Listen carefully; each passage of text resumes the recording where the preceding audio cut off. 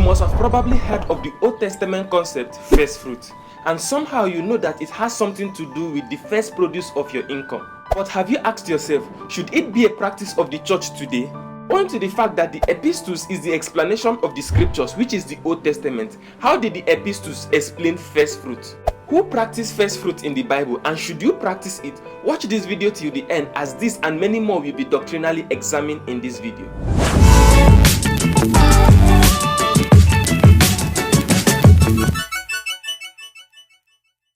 The word first fruit is an Old Testament terminology which was translated from the Hebrew word reshit, which means first or beginning. It was first mentioned in Genesis chapter 1 verse 1, which is, in the beginning God created the heaven and the earth. The word beginning is the word reshit, which was translated as first fruit in other texts. It was mostly used to talk about land. Look at Leviticus chapter 23 verse 10. Speak unto the children of Israel and say unto them, when ye be come unto the land which I give unto you, and shall reap the harvest thereof, then ye shall bring a sheaf of the first fruits of your harvest unto the priest. Note the phrase, when ye come into the land which I give unto you. This was an instruction about the land Canaan. The context of the verse explained that the children of Israel never gave first fruit until they came into the land of Canaan. When first fruit was used, it was used in relation to harvest. When talking about first fruit, they talked about offering and items to be offered. That showed that first fruit was a feast. It was referred to as the Feast of Pentecost in its usage in the Old Testament books. Let's read Deuteronomy chapter 26 verse 1 through 10. And it shall be when thou art come in unto the land which the Lord thy God giveth thee for an inheritance, and possessest it and dwellest therein. The emphasis was on the land they will come into. And thou shalt go unto the priest, and shalt be in those days, and say unto him, I profess this day unto the Lord thy God, that I am come unto the country which the Lord sware unto our fathers for to give us. And the priest shall take the basket out of thy hand, and set it down before the altar of the Lord thy God. This shows that the first fruit is taken unto the priest. If you read through till verse 10, you will find out that the instruction to give first fruit was for the land. Verse 9 and 10, and he had brought us into this place, and had given us this land, even a land that floweth with milk and honey. And now behold, I have brought the first fruit of the land, which thou, O Lord, hast given me. And thou shalt set it before the Lord thy God, and worship before the Lord thy God. There was no fruit until they came to Canaan. The question will now be, why then were they practicing it? Read carefully Exodus 34 verse 22. And thou shalt observe the feast of weeks, and of the first fruit of wheat harvest, and the feast of ingathering at the year's end. Verse 26, the feast of the first fruit of thy land shall bring unto the house of the Lord thy God. Thou shalt not sit a kid in his mother's milk. The same thing was repeated earlier in chapter 23 verse 16 and 19. If you read through Leviticus chapter 23 verse 9 through 14, you will find out that it was for a memorial for what happened in the land of Egypt. It was celebrated as a feast of first fruit, which is called Pentecost. The purpose of this feast was to be a reminder of what happened in Egypt, and this was also to be effected in the land of Canaan. So putting all this together, observe the following concerning first fruit. The practice was to be effected in the land of Canaan. It was not to be practiced during the 40 years in the wilderness. First fruit will be a farm produce and livestock. It was never money. It was for landowners, not their slaves or their employees. The landowners will take from the produce of the land. The first fruit was a feast that has to do with the planting season in Israel. Hence, the feast was about agriculture. So it was an agricultural practice for livestock and vegetable farm. Note that the first fruit was a commandment to the Israelites who left Egypt. Numbers 18 verse 12.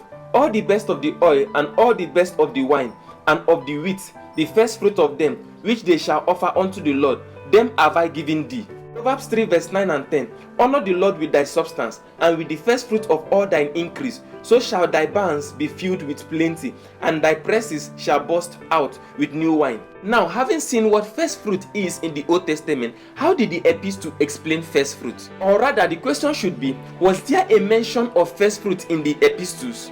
Obviously, yes, there were mentions of the word first fruit in the Epistles. But it must be known that the Epistles did not mention or write about the literal use of first fruit. Paul did not refer to it, neither the rest of the apostles, because it is not a practice that could be sustained. So how was first fruit used in the epistle? Paul used it as a spiritual term in Romans chapter 8 verse 23.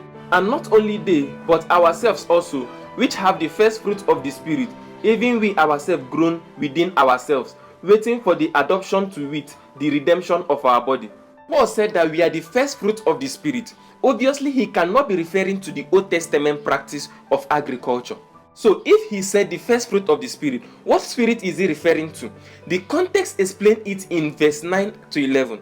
But ye are not in the flesh, but in the Spirit, if so be that the Spirit of God dwell in you. Now, if any man have not the Spirit of Christ, he is none of his. And if Christ be in you, the body is dead because of sin, but the Spirit is life because of righteousness. But if the Spirit of him that raised up Jesus from the dead dwell in you, he that raised up Christ from the dead shall also quicken your mortal bodies by his Spirit that dwelleth in you. It is the Spirit of God, the Spirit of Christ, which dwells in the one that has believed. Those who has believed has received the first fruit of the Spirit. Look at how Paul also used it to refer to the Old Testament in Romans chapter 11 verse 16. If the first fruit be holy, the lump is also holy, and if the root be holy, so are the branches. First fruit in this text was referencing Numbers chapter 15 verse 17 to 21. Also notice how Paul used it in 1 Corinthians chapter 15 verse 20. But now is Christ risen from the dead and become the first fruit of them that slept. Christ is the first fruit of them that slept, meaning them that are dead. So Paul changed the narrative here. We can see that first fruit is now a person. Look at verse 22. For as in Adam all died, even so in Christ shall all be made alive. But every man in his own order, Christ the first fruit, afterward they that are Christ at his coming. So Christ is the first fruit, not an agricultural practice just as it was used in the Old Testament.